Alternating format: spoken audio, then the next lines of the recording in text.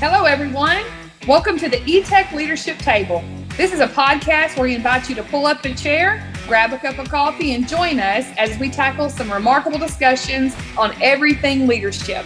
I'm Melissa Wood. I'm your host. I'm the Dean of Leadership Development at Etech Global Services. I love sitting around the table. Over my lifetime, I've had some of my most dynamic discussions, real discussions over the table. So welcome, Patrick Reynolds. Welcome, Patrick.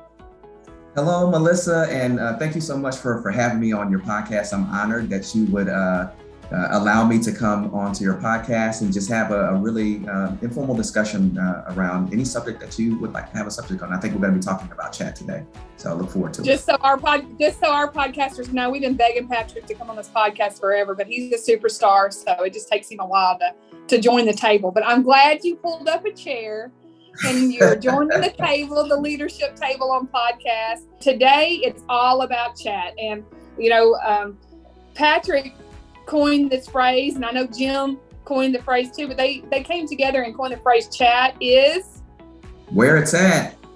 Where it's at. That's right. Chat is where it's at. So let me tell our listeners, our podcasters today, a little bit about Patrick. Just so you guys know, he wears that Etech shirt, and he probably has some of the first Etech shirts that we ever came out with, because Patrick joined Etech in 2000. So if you're listening to this podcast today, I want you to know it is 2022. So I'll let you do the math. But Patrick has been with Etech in providing his wisdom and his talents for many years, and I pray it's many years to come. He's made a huge investment. For telling everybody how old I am. I appreciate that. I didn't talk about we're in a high school intern program when you started. I could have said that, but so that we know. But when Patrick started, there were 30 teams. They started this world of chat is where it's at. He and Jim Ayub had this wonderful vision together, and I know their brains together created this chat program for Etech. But they launched or built this program with 30 team members. And then now we're over 600 chat alone team members across the world. And Patrick's response, just so you podcasters know, that chat has been around for a long time, and I believe that Etech has got the secret sauce when it comes to chat. We started with over 30 team members. We're now 600 plus team members. So Patrick, you remember those days of just a few chat team members when the world didn't know much. So absolutely. I remember the early days, and I remember actually. So Jim Ayub, he and I go a long way back. So back in 2005, I spent some time in India when he was there running the call centers in India. And so I spent some time over there helping to launch and transition some voice programs. But at that time, Jim was like, Patrick, chat's where it's at. Chat is going to be kind of the new frontier. And when he came back to the States, he really kind of embarked on this challenge to really get our customers kind of bought in to kind of this new frontier and being kind of on the tip of the spear, right? And kind of launching chat and being out in front, right? Being a change maker early on. And so we launched our first programs like in 2005, 2006 timeframe. So we really started becoming an expert really kind of early on in the process, and have seen kind of the evolution and the changes that, chat and the digital space has kind of gone through over the last several years since then. Yeah, it's amazing. And now you're specifically leading many of our fronts in the Texas locations and the ones that are still in India, our 2 locations in India. You're overseeing all those programs with you're also a graduate locally of SFA. I know that your home is in the Dallas area. I know you want to give an opportunity for Axum Jacks, but just so everybody knows, podcasters, if you've got anybody interested in chat, this is the table you want to be at right now. So I'll pause a minute. You go. If anybody has questions about chat, or you guys want to get some great wisdom from early experts in the field. When I say early experts, Patrick has said it. We launched back in 2005 and became experts really early in the field. So we're gonna discuss some things on chat, and you'll want to be at the table for this wonderful topic. So I want to start out with this kind of question, Patrick. Just shed some light on why customers are demanding live chat. and the estimated growth of live chat in the support industry. And then it's kind of a three-part question, and how you think live chat has evolved over the years since you said we started in early 2005. That's a great question. And I think really if you look at like customer preferences, 75% of people prefer live chat over any other channel when you talk about email or voice, etc. Right? And I think if you look at what's happened over the last couple of years, particularly with the pandemic, forcing people to really leverage the digital space to do most of their shopping, whether it be grocery shopping or shopping for electronics or clothing, etc. I think it's really kind of accelerated, people's kind of tilt toward leveraging digital and also getting their questions answered quickly through chat. So, 44% of online consumers say that having questions answered by a live person during an online purchase is one of the most important features a website can offer, right? So, and I think that's going to continue to grow. And so 51% of consumers want businesses to be available 24/7. And so having voice available 24/7 or having email responses 24/7 sometimes is really difficult because it's a one-to-one ratio. But with chat, you can really be efficient and effective because you can have your agent base take 2 to 3 chats at the same time. So in terms of your cost and expense to manage customers and answer their questions, it really brings a cost-effective solution that allows you to be able to meet the needs of the customer in a 24/7 world that we live in, and a world where consumers want their questions answered right now. They have everything at their fingertips in the digital world, right? And so you miss an opportunity if you don't have resources available to quickly answer consumers' questions. Then you can potentially lose market share and lose a customer. And so when we look at also millennials, right, they're going to get that group is going to continue to grow and be a bigger kind of share of just revenue that's generated. 63% of them prefer to have basic customer service support queries answered by live chat. So if you don't have live chat, when you talk about millennials, you're going to miss a significant chunk of potential customers if you don't have live chat available. When we talk about like revenue growth, et cetera, really if you just look at software, it's expected to generate almost $1 billion by 2023 just in software. And when you talk about revenue generated, you're looking at billions and billions and billions of dollars that are generated through websites, particularly through live chat, where most websites see a 12% increase in conversion rates where they have live chat deployed. So it brings a significant value to driving revenue, but also ensuring that customers and businesses continue to drive market share. I said if you're sitting at the table with us, I think he's had like 3 protein drinks. He is giving you the protein on chat today. I think that's very clear. I think I've trained the millennials in the workforce, but when you said 63 of millennials prefer live chat, that's just astounding to me. How you think about it, that's how they prefer. That means if you do not have that feature available, just like you said, you're going to miss out on a huge portion of your customer base right there. So no, it's absolutely. unbelievable to me. If you think about like even just think about any retail store that you go to now, think about Walmart, think about Target, think about stores like IKEA as an example. Right.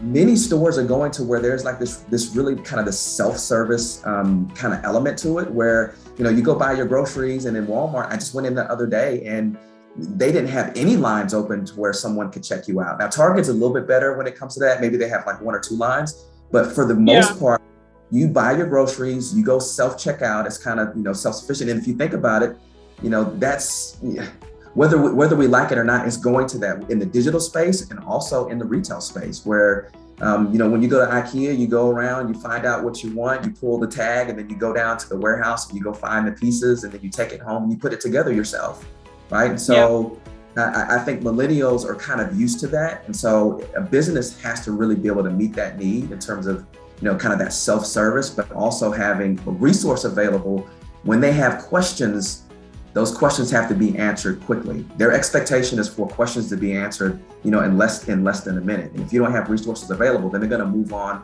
to another business that can answer their question, or they may just not even consider your product at all.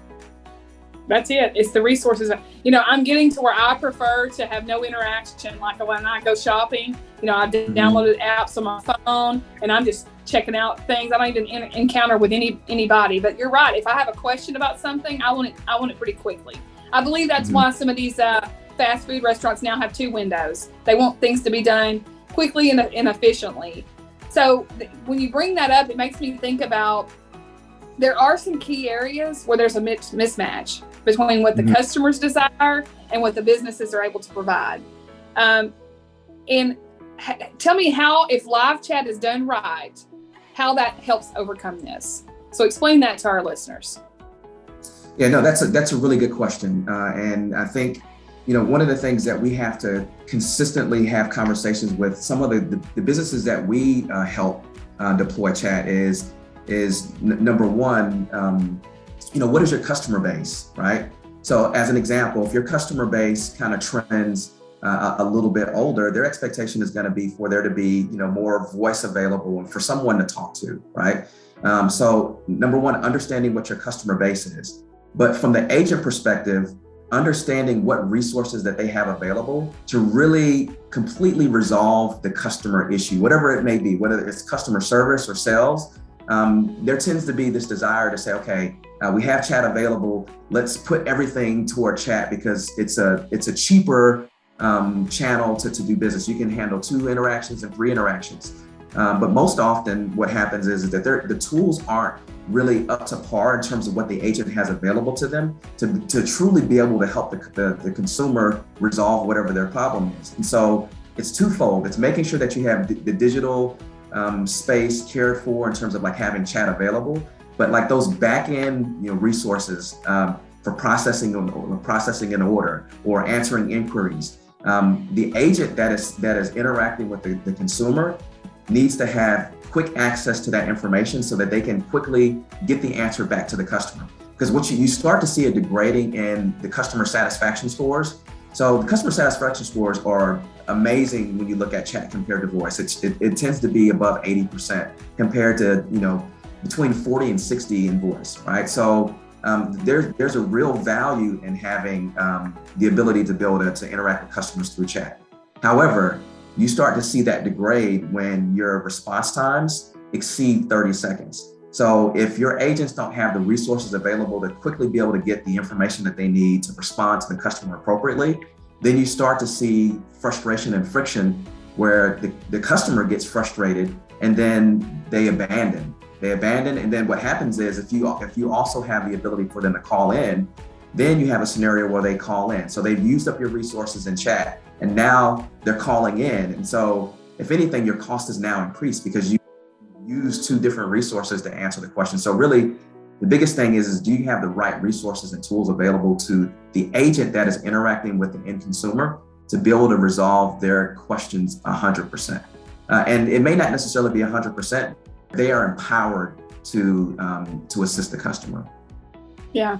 And we can talk about that in a different podcast. You've really given us some things to really chew on here because we spend a lot of time, and I know you've put a lot of effort into coaching those agents and providing them with the resources. Without going into too much detail, can you kind of give us your tip on the resources that a chat agent would need? Like, what are the biggest things you think a chat agent, for any listeners out here that are interested in chat, what is the biggest thing that we've done that is maybe our secret sauce in providing our agents with the chat resources?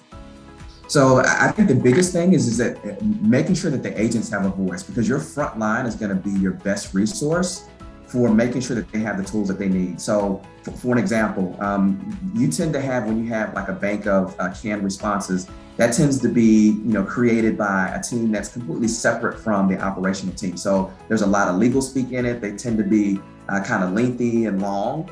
And so what we found value in is, you start with the base, right? But then consistently getting feedback from the agents on, okay, what are your frequently asked questions, right? And making sure that those frequently asked questions those chat responses are easy for the agents to get to really quickly.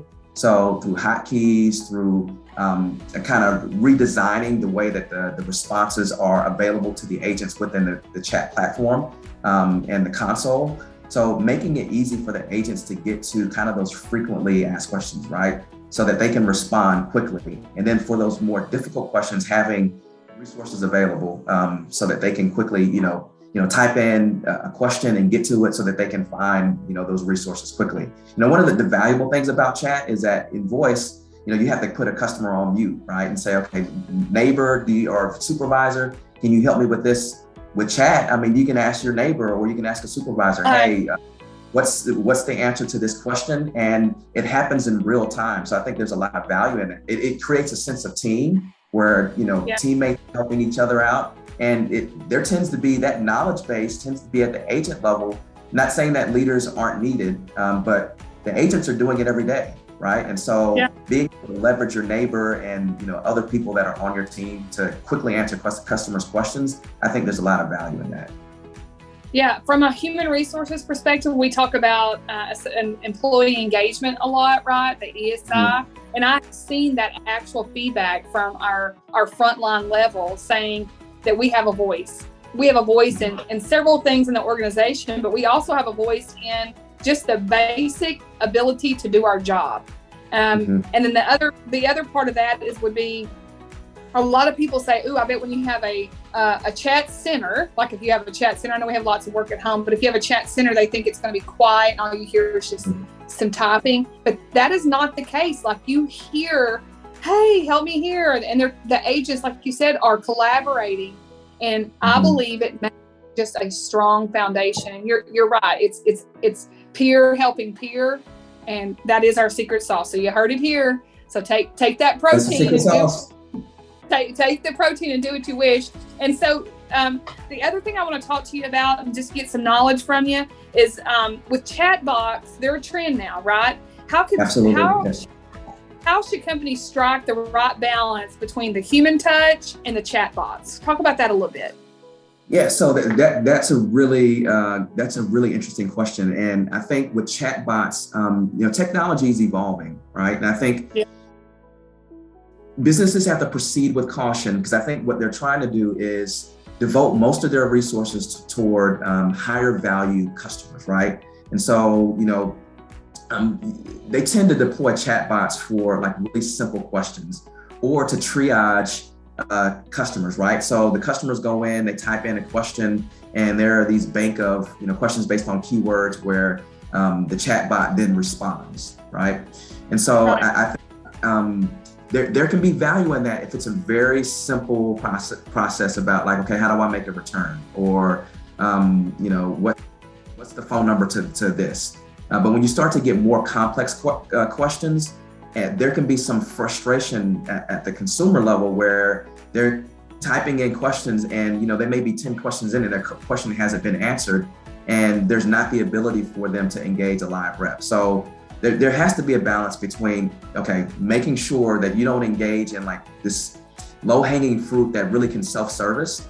So a couple of things, right? When you have the bots available, you need to make sure that your website, like for FAQs and like some of those questions that frequently come up, that consumers have easy access to it. So I've seen websites where they've been not very well designed, where information is buried and they have to click 10 times to get to information. And so the bot is not going to help deflect. If anything, it's going to frustrate the customer more. So it's got to be kind of a two-pronged approach. Your website has to be designed well. And if you're going to leverage a bot, it needs to be done in a way where it's really trying to triage a customer, answering like very basic questions. When you start to get into anything that's complex, the customer then at that point needs to be able to, click a button to say they want a live rep, and that needs to be an option so that there's not frustration, right? Maybe even have it to where after 2 or 3 questions and they answer no, that doesn't answer their question, then it drops them into the queue to where they can actually talk to a live person. So I think there's a balance, right? Because you don't want to have a scenario where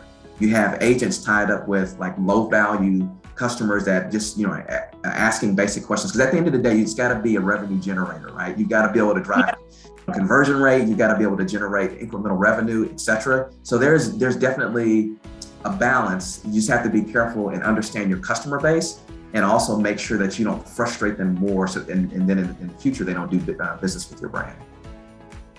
This Etech podcast, this leadership table, it's real talk. Like we don't talk about things we wish we knew or things that we wish we could do as much as we talk about reality as such. And you face these difficulties and these situations that where people just try to use the chat box for everything.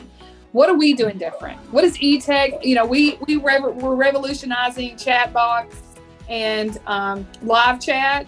What are we doing in these interactions? Because we handle sales across all sorts of different entities. What are we doing different for the landscape? How are we marrying those two? So, one of the things that we like to talk about is you have to have the right people. Technology is an enabler, but if you don't have the right person sitting behind the desk to answer your customers' questions, then it's going to fail, right? So you can have the best technology, but if you don't have great people, that technology will only take you so far. So I think that's one thing that's a differentiator for Etech, is that number one, we understand the industry very well, right? And we have great people, and we have a really great training program that really equips our team members to be able to interact in an authentic way when we're talking to customers. In addition to that, this is a plug for our Etech Insights team. Our Etech Insights team, they basically go through the data and they go through all the interactions, and they find these little nuggets of gold to where it allows our leaders, it allows our directors to be able to know that, this is a particular area that we're struggling in. We need to work with our training and development team to pull our team members in to get, additional help here. And or we can take that information back to our customer and say, hey, this is what your customer base is saying about you. They're frustrated with your website. They're frustrated with the ability to do X, Y, and Z. And or, hey, they really love this about your brand. You need to do more of this, right? And so really having a strategic and really trusted advisor relationship with our customers, where we're taking that data and we're able to have intelligent conversations about, there's all this data that's there, right? From the consumer, from the agent, and bringing it all together and having really an intelligent conversation with our agents about where they can improve, but also with our customer about the things that are going well and the areas where they can improve and enhance their interactions with their customer base. Absolutely. I'm glad you brought up trusted advisor. Our process of having the right people is intentional. And our process of giving that information back to our clients, our partners, those we do life with, when we bring on a new client, we really just start to do life with them. And they depend on us for credibility, reliability, and to ensure that our self-orientation, when we talk about being a trusted advisor, it's not about us, how much money we can make at that point. Giving them the honest feedback about what their customer base is saying is really something I think sets Etech apart. And getting that information from our front line, and then having our team, our insights team, be able to compile all that information for us is just, I think it's just an amazing product that we're able to offer. No plug to us, but I am just saying we do it really well. We do. Absolutely. We do it very well. And the reality is that there are a lot of businesses like us, right, that are in the BPO industry, in the contact center space, right? And so how do we differentiate ourselves in that space, right? Number one, we have great people, but also just making sure that there's a value proposition beyond just taking the call or taking the chat, right? We're going to bring in that data and that feedback and that trusted advisor relationship, but we're not gonna ever be perfect, right? I don't think anybody can. If they do offer you perfection, then I don't think they're being honest about what really happens in this space, right? The mistakes are going to be made, but number one, it's being honest about, hey, we have a process for identifying when those mistakes are made and quickly, getting that feedback to the team to make sure that we're able to deliver up to their expectations and exceed their expectations, but also, being the value proposition beyond just taking the interaction, right? Like, how do we help them gain market share, right? How do we help them take that data that they're getting from their consumers each and every day and do something with that so that they can be more effective and efficient in how they're using their resources? Yeah. Matt Rocco, our president, he's got a great relationship with John Maxwell, and he's brought a lot of John's trainings and teachings into our leadership team. And Matt talked a lot about failing forward. And I can just say to our listeners and to you, I just want to remind everyone that Patrick's right. We're going to fail. And if someone's saying they don't make mistakes, be careful of that. But one thing that Matt really instilled in us is failing forward. Failing forward. And what do you think that means when Matt's talking about failing forward? When you fail, but you fail forward, what do you hear him saying? I hear him saying, understand, number one, why you failed, right? And what did you learn from it, right? And so what can we do differently as we move forward to really build on that, right? And that there are always lessons in failure, right? When you're winning and you're doing really well, sometimes you're not aware of some of those risks that may be right in front of you that could quickly take you from winning to losing, right? So when you fail, it's just really just understanding, okay, number one, what happened, being honest about what happened. And, as individuals, what part did we play in that failure, and what can we do differently moving forward? And then collectively as a team, just owning it, but then building on that so that we can win moving forward. Patrick, you have such amazing wisdom to sit at the table. And as we kind of close, I just want to, now I know you have such passion about leadership and valuing our team members and just being a leader with integrity. But I want to ask you this. This wasn't, this is my bonus question. Are you ready for my bonus question? Okay. Why are you so passionate about it? Why? You've been here since 2000. You started this in 2005. I want people to see and I want them to hear, why is Patrick Reynolds so passionate about chat? I love chat because it allows, I'm a big technology person, right? So I normally have like the latest, iPhone, TVs when it comes to technology. And I like the newest things, right? So I'm always like trying new things. So I believe chat is number one, it continues to evolve. And it's something where really, I think we're at the tip of the iceberg. There's so much more to learn and to leverage with chat that even though we've been doing it since 2005, and if you think about it, that's 17 years, right, of seeing it evolve, I still think there's so much more to learn and to get better at that really excites me, right? Figuring out like, okay, we've seen the evolution and we've built, all these things throughout these last 17 years, but there's so much more to learn that I really, one of the things that I like about this industry is that we get to work with so many different brands and companies that you're always learning and you're always figuring out new and different ways to do things. And so it keeps it fresh. It keeps you on your toes. It keeps you learning. And that's really exciting, is that even though I have 17 years of experience in chat, I know that that's just the tip of the iceberg. I have so much more to learn, and that's exciting. I love to learn, and I love to solve problems. And so that's exciting.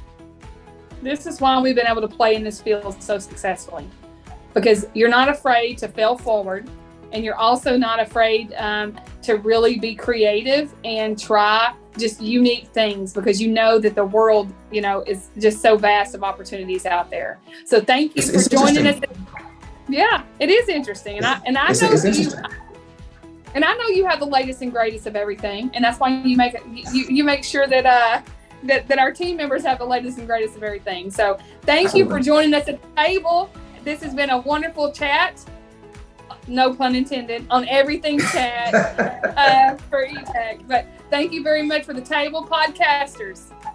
If you have someone that knows information about chat, let them listen to this podcast, share it, and we'll bring Patrick on next time, and we'll answer some of your questions. If you have questions, send us those questions this way, and we'll make sure that when we all come back together and sit at the leadership table, we discuss everything leadership, everything Etech. Thank you. Until next time, enjoy your day.